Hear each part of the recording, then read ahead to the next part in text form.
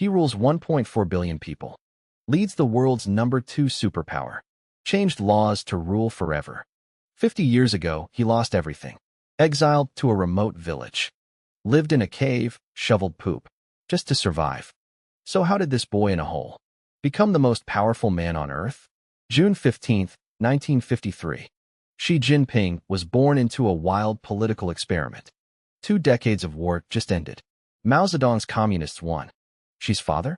A founding father. Xi Jinping fought from 15, led armies, earned Mao's trust, became vice premier, part of the inner circle ruling 1/4 of humanity. Yang Xi wasn't just privileged, he was born into communist royalty. Grew up in Beijing's guarded leader compound. Elite schools, a safe, comfortable life. But 1950s China was paranoid. Stalin died. Mao obsessed over purity.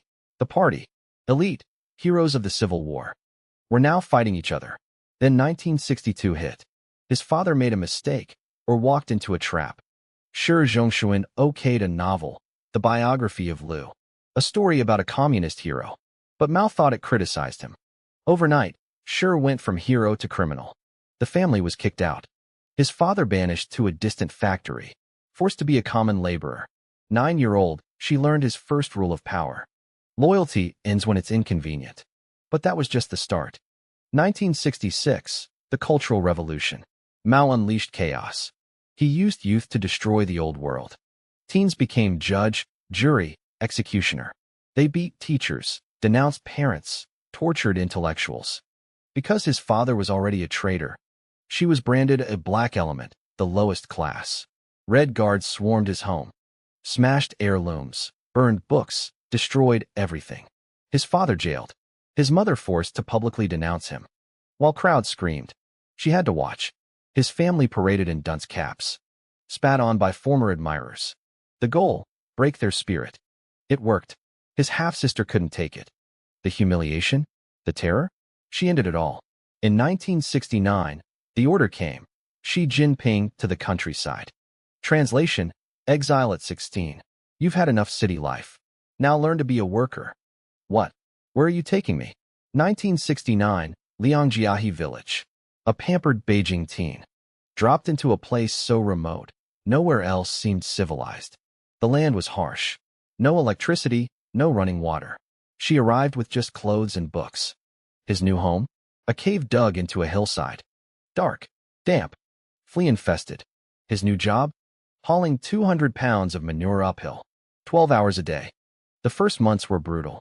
His hands bled. His back constantly ached. The food was awful. Corn mush and wild greens. He cried himself to sleep. Then, he tried to escape. Under a moonless sky, she snuck out. He trekked miles, dodging patrols, heart pounding. One slip, and he'd be another dead statistic. To protect your own data, use Okara. Researching sensitive topics like this shows how much data is tracked. Most AI tools train on your input. Your research, your drafts, everything. Okara is different. Encrypted AI, 30+ models, private. Your chats are never used for training. So when I research surveillance states, I'm not feeding my work into someone else's AI. Plus, switch models mid-chat without losing context. For private AI use, especially sensitive work, check out Okara. Code Crayon Capital for 30% off. Link in description. She successfully boarded a train, heading home, Beijing. But it was a trap. Walking the streets, a ghost, a hand grabbed him. Papers. Now, I'm just visiting family. You're a sent-down youth. A deserter. He was sent to a detention center. For months, he dug sewage trenches. Nights were endless study sessions. Interrogators circled, demanding confessions. He had to denounce his father, prove loyalty to Mao's party again and again.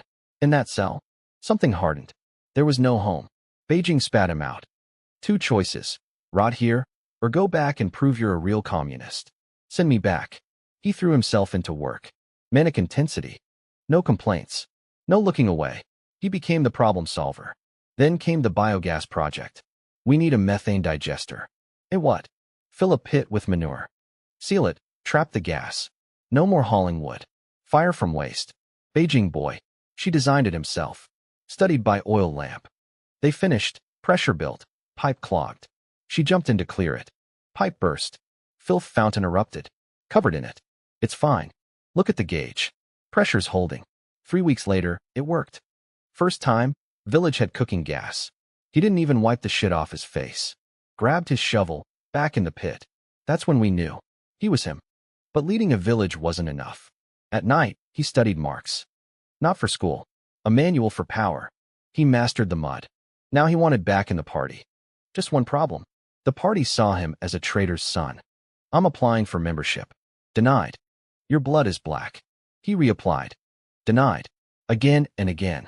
9 rejections. Why keep begging? They threw you in a cave. They killed your sister. You don't get it. Without the party, I'm just a man in a cave. With it, I am the state. Finally, 1974, his 10th try. The party branch gave in. She was 21. 7 years in dirt. Stepping out of the cave. Meanwhile, Mao Zedong was fading. He died in 76. Cultural revolution chaos died with him. Power struggle was instant. The Gang of Four clung to Mao's madness. But the veterans who survived the purges were stronger. Arrest them. The revolution is over. You're traitors to Mao. Mao's a statue. We have a country to run. Deng Xiaoping took charge. Pragmatist. Famous quote. Cat's black or white, doesn't matter. It catches mice. Open China. Special zones. Invited capitalism. The party fought it for decades. New era meant those persecuted were cleared. Xi Jinping freed from prison. Became a senior leader again. Helped build Shenzhen. The Xi family was back. Young Xi Jinping returned to Beijing. But he wasn't the same boy.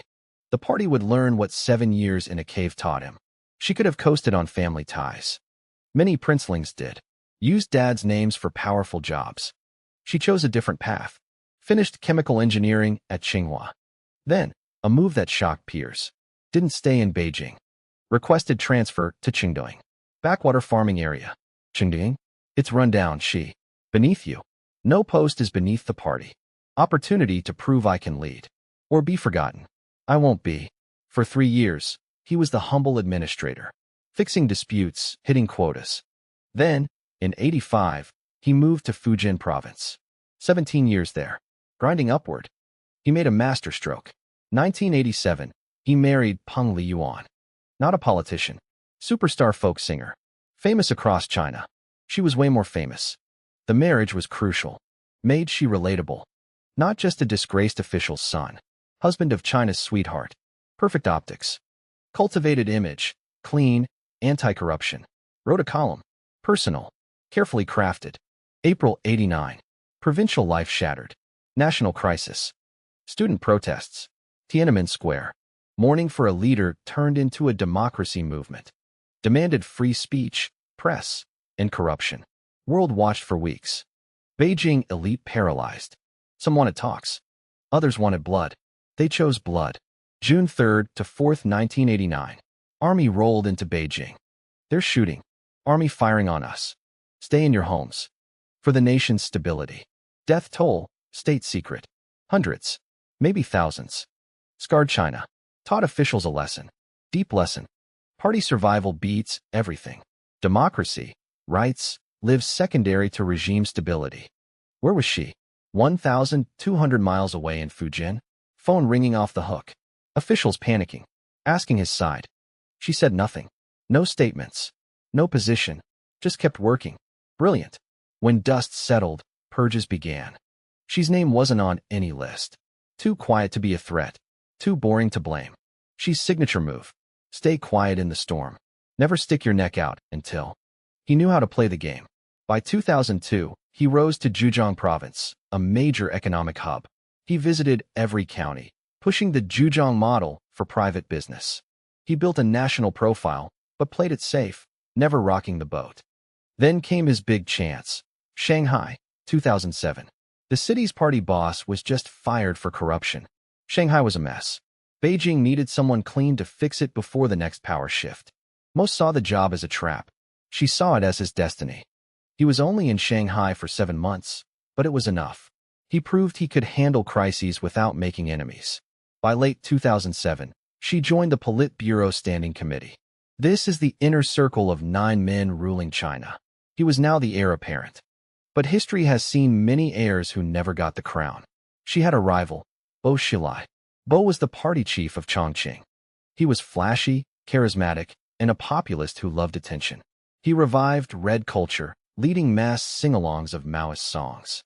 We need to reignite the revolutionary spirit. Let's go back to Mao's glory days. He's making himself too visible. In this party, being visible means being a target. The two were secretly battling for China's future. Bo wanted to jump ahead of Xi. The party was dividing into factions. Then, in February 2012, Bo Xilai's world collapsed. Bo's right-hand man, Wang Lijun, the Chongqing police chief, fled to a U.S. consulate in a panic.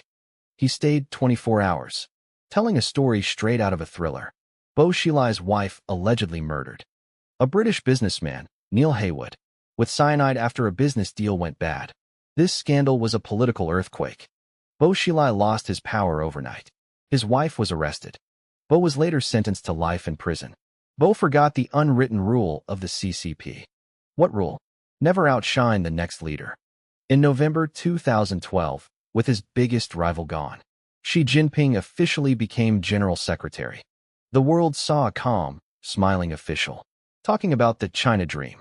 The Chinese people deserve a better life. We will fight corruption.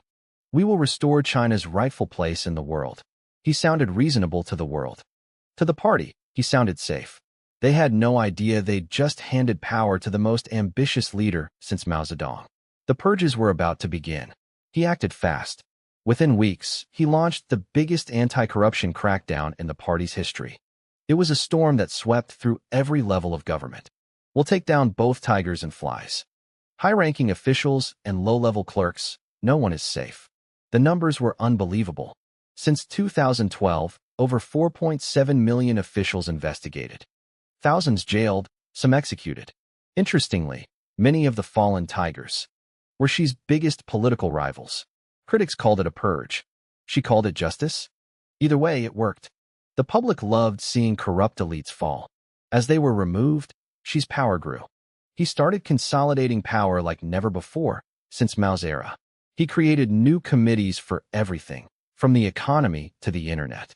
He appointed himself head of every single one. In 2017, he did something only Mao had done. He got his own ideology, Xi Jinping thought, added to the party constitution while he was still alive. Isn't that a bit much? We were supposed to be moving past personality cults. China faces unprecedented challenges: a slowing economy, environmental crisis, and growing rivalry with the U.S. Only strong leadership can navigate these storms. He had a point. But his solution was always the same: more control. In 2018, he made his move. He removed the two-term limit for the presidency. This was Deng Xiaoping's last safeguard against a lifetime dictatorship. By removing it, Xi Jinping became China's new emperor. He turned China into the world's most advanced surveillance state. Using facial recognition, AI, and a social credit system, the party could track the movements and thoughts of 1.4 billion people. In Xinjiang, this control took a dark turn. The government detained up to 1 million Uyghur Muslims in what they called vocational training centers. Satellite images showed high walls and barbed wire. The world called them concentration camps. On the world stage, the quiet bureaucrat was gone. He launched the Belt and Road Initiative, a massive global infrastructure project. It brought roads and ports to developing nations, but also debt. He expanded China's reach, dredging the South China Sea to build military bases on tiny reefs. He set his sights on Taiwan, making it clear reunification was not a dream, but a certainty. And in Hong Kong, he crushed dissent, ending the city's autonomy overnight with a national security law. Then came COVID-19. After an initial cover-up in Wuhan, Xi bet his reputation on a zero-COVID policy. For almost 3 years, he imposed the world's harshest lockdowns. We will persevere, no matter the cost, for as long as it takes. Huge military bases. He focused on Taiwan, saying reunification is inevitable. It's no longer a dream. In Hong Kong, he crushed democracy. The city lost its freedom overnight. Then, COVID-19 hit. After a Wuhan cover-up, Xi bet everything on zero COVID. He locked down China harder than anywhere else for 3 years. We'll keep going, no matter what. 2022, world's open, China's still locked down. Testing, health codes, no escape. Economy hit hard. People snapped. November 2022. Protests exploded. Blank white papers filled the streets. A silent scream for freedom. More than just lockdowns. They wanted Xi Jinping out. Biggest protests since Tiananmen. Then, a shocker. Weeks later, zero COVID vanished. No warning, no reason. Just gone. Xi cornered himself. Policy threatened him, so he dropped it. Power is all that matters.